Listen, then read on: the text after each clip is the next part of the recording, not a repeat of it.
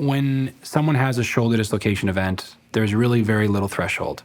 If someone dislocates their shoulder, they should see an orthopedic surgeon.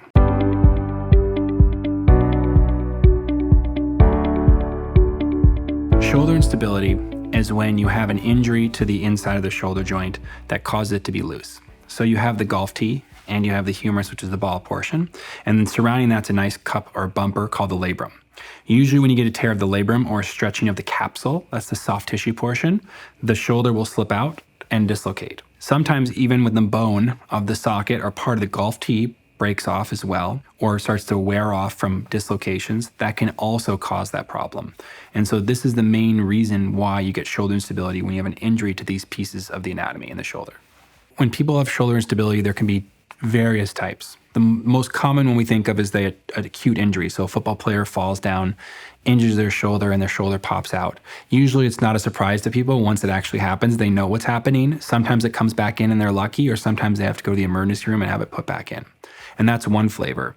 Those patients tend to get recurrent issues if it's not addressed, either with therapy or maybe surgery at some point. And they have more instability or more dislocations that can happen without any acute sport. And that's when we get more concerned to consider other options that may be more aggressive, but also will reduce their chances of problems. The second type of instability is multidirectional instability, where people are naturally loose and they shift out of place a fair amount. Those tend to be more of a non-operative thing we try to treat, but that's still a problem that I can see. The key here is when you get someone in that gray zone, you want to make sure you're giving them the right treatment options. When someone has a shoulder dislocation event, there's really very little threshold. If someone dislocates their shoulder, they should see an orthopedic surgeon, because there's more and more data showing that a young person, generally these people are younger, below 20 years old, has a 95% chance of dislocating again if they don't get it taken care of. And so someone has a single dislocation, they should be seeing me or a shoulder specialist in the office for evaluation. It doesn't mean we're going to do surgery, but what it does mean is we need to be evaluated, because there's other things we want to make sure that didn't happen as a result. And so that's the main people that should be seeing me and what type of conditions. If you've had more than one or two, which happens so frequently in my office, and you're coming in after maybe having injuries 30 or 40 times, you should definitely see a specialist, because generally an intervention needs to happen. When someone with shoulder instability comes in my office, the first thing obviously is a good examination. But even before that is an evaluation discussion. I want to know, how many dislocations have you had? What sports do you do? That matters.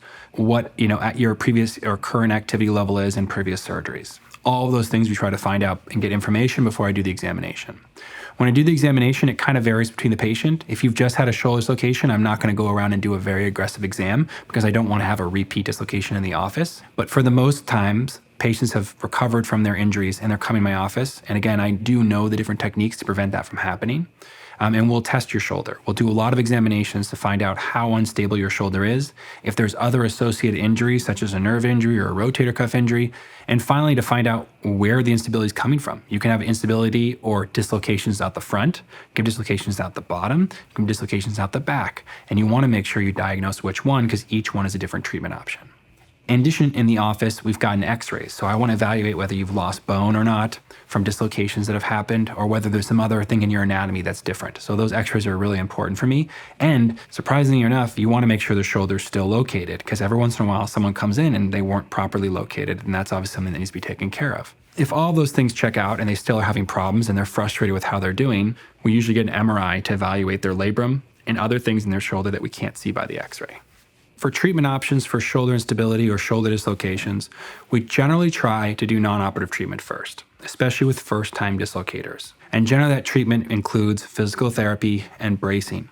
If you're in a high-level sport, usually after a few weeks or so of physical therapy, try to have you wear a brace so you can get through the season of football or other rugby or other contact sport that you play. The physical therapy alone for most people who are recreational athletes. So that's the mainstay of non-operative treatment that we try to use.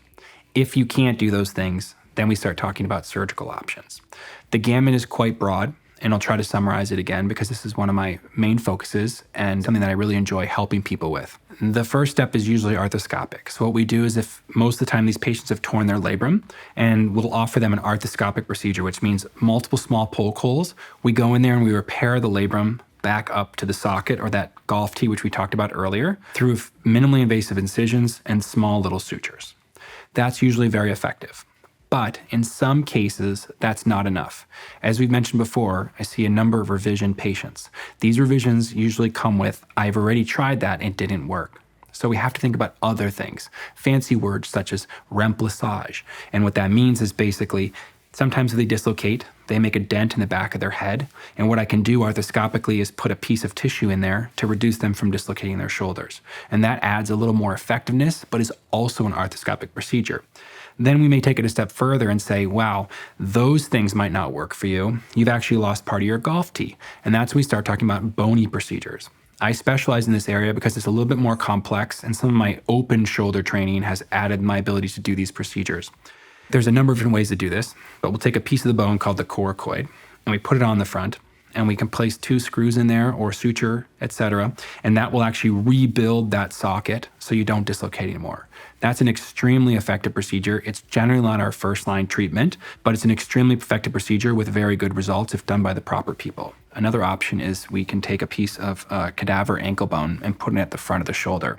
This not only can replace the cartilage, but can replace that T surface, or the golf tee surface we talked about, and prevent you from dislocating your shoulder. There are a few other options that are even more advanced than this, but this in practice is generally the ones that we take care of patients with if they need a surgical evaluation or treatment.